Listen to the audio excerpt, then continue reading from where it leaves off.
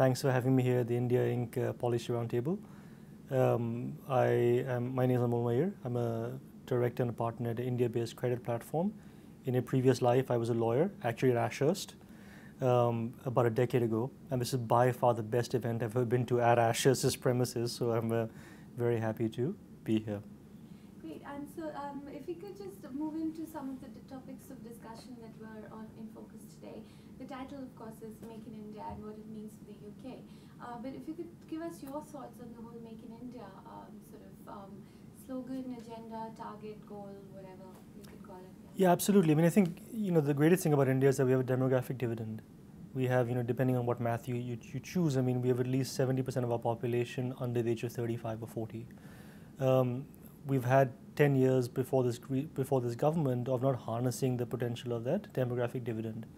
There's been a brain drain historically. We've never been a technology producer, more of a technology exporter, and then later importer. And I think now the government is really focusing on harnessing the talent we have, focusing on skills and development, having government become an enabler of those skills and development with capital to building companies, technologies that India can be very proud of. And I think that's an incredible initiative and achievement. Great, and some of the topics that were thrown up today. Yeah. If we could just zero in on, say, one aspect, which is of clean energy. Where does India kind of fit into that scale, and what more can be done within the Make in India concept around that? Yeah, I mean, we've been, India, is going to be coal dependent for power until at least 2040. That's just the nature of things in India. India also, however, under this Prime Minister, wants to be a global leader in climate change and technology, focus on climate change. Those promises have been made in the UN, at global forums, in the US, and there's a big lead up to what is called COP21 in December in Paris, where all emerging and dominant nations will be meeting at a UN forum to agree new protocols for global climate change. I think India, we're focusing on solar power, we're focusing on renewables, but ultimately that's only about 5 or 7 or 8% of India's total power needs for the next 30 or 40 years.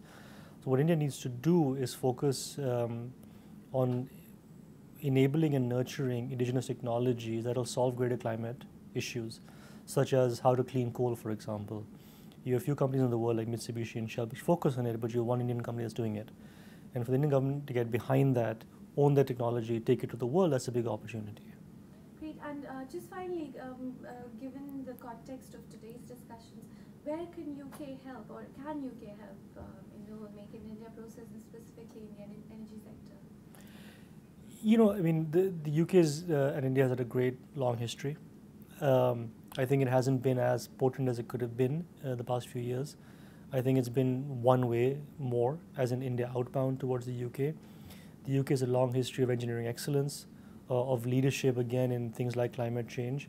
And I think India is looking for partners that can not only bring investment, but actually help build technologies in India. And I think that should be high on the agenda of discussion going forward.